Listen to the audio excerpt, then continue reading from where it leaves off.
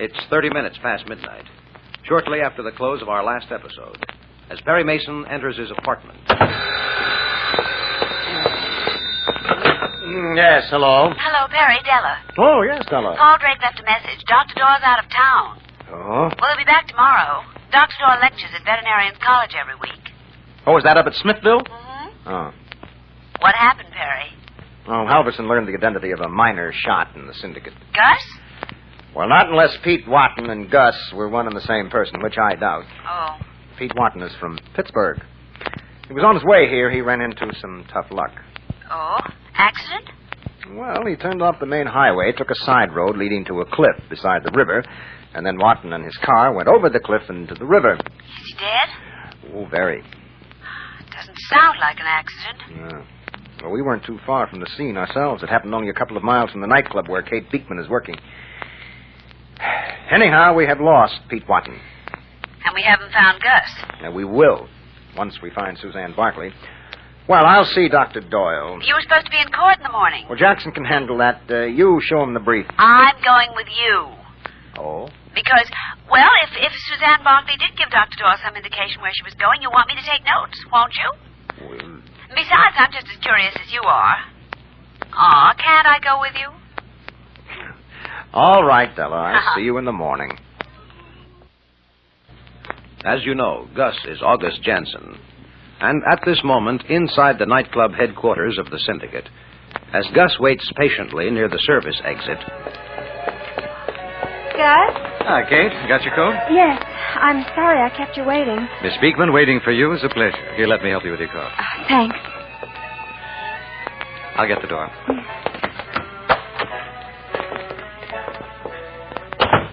Ooh, it's chilly. It's a lovely night. Oh, look there, Gus. It's a police car. A man getting out of it.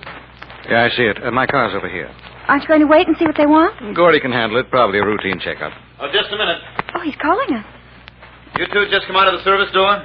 Yes, officer. Why? We want to talk to all employees. Who are you? Lieutenant Halverson, police. Here's my identification. You two work here?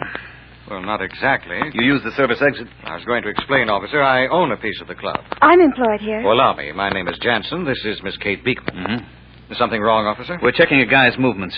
Ever heard of Pete Watton? Watton. I can't say I have, Lieutenant. Did you, Miss Beekman? I went to school with a boy named Watton. No, he's not the same one. What's it all about, Lieutenant? We're checking his whereabouts during the night. He could have been inside your club. I see. Any reason to think he was? Well, no reason to think he wasn't.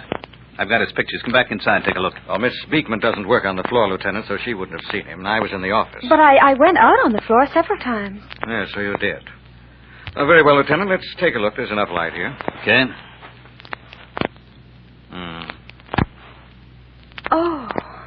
You recognize him, miss?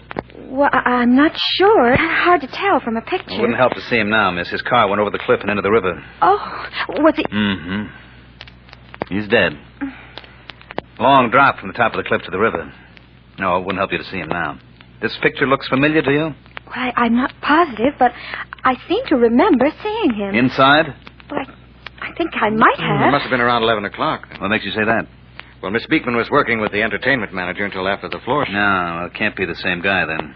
He went over the cliff around 10 o'clock. Thanks, it's the same, miss. Say, Lieutenant, if he went over the cliff, that's only a short distance from here. You know the place? Yeah, I believe I do. Well, isn't that outside city limits? Mm-hmm. Why?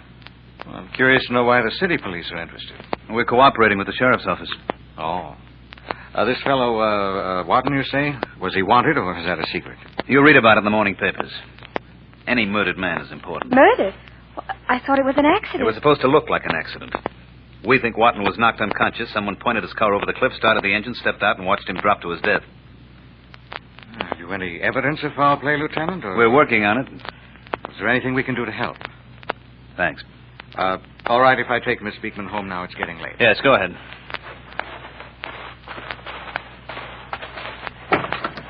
Get in, Kitty. Thanks. Oh, I'll turn on the heater. I'm not cold. You're shivered. When I think about that man... Now, don't think about him. I can't help it. I understand how you feel. That poor man.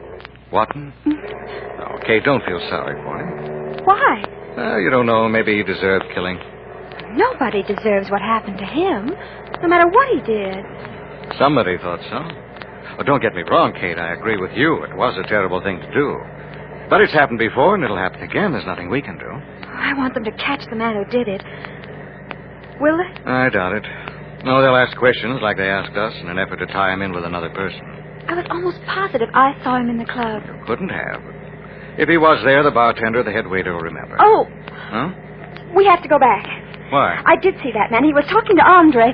Turn around, Gus. Oh, wait a minute. I have to tell the lieutenant. What's there to tell? You saw the guy, so what? Well, I saw him talking to Andre. He might have told Andre something. Well, Andre will tell the lieutenant if he did. But we have to be sure. Now, Kate. Oh, please, Gus, let's go back. He might not ask Andre. You want to do your part, don't you, Kate? Mm-hmm. Okay, anything you say.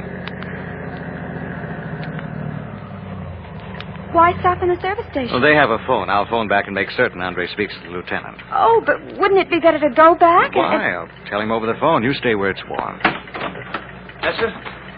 Oh, I want to use your phone.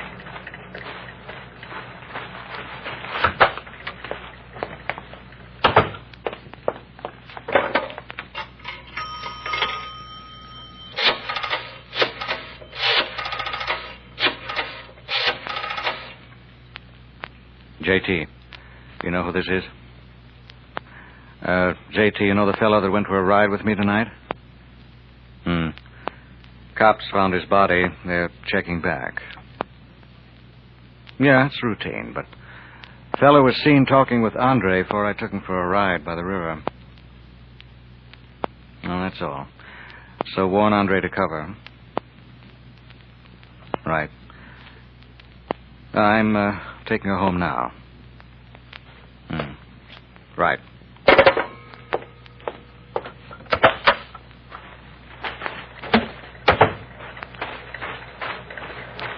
I spoke to Andre personally.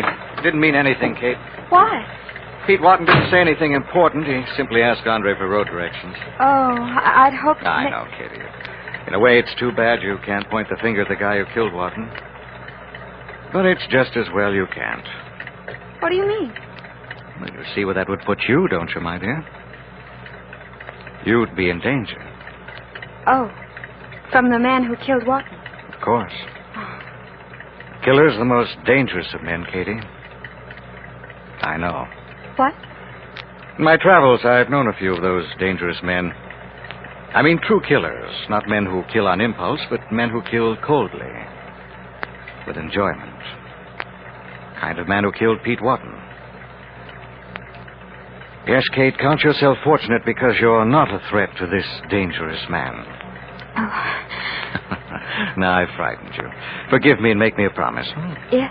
No more talk of murder and assassins and danger. You're a sweet young girl who's tired from her job, and I'm going to drive you safely home. So, now, no more talk of murders. Promise? All right. But what shall we talk about? Well, if we run out of subjects, I'll talk about myself. All right. If you're sure you don't mind talking about yourself. Mine? My dear girl, I love to. Every man does. And he's a liar if he says he doesn't. You aren't a liar? Not me. Well, what would you like to hear about, Kate? Well, as Gus Jansen drives Kate Beekman through the black winter night, as he speaks entertainingly of the strange corners of the world, you may be certain he does not tell of the time just over 2 hours ago when he coldly, ruthlessly murdered Pete Watton. Neither will he mention what's in store for Kate Beekman. You'll join us tomorrow, won't you?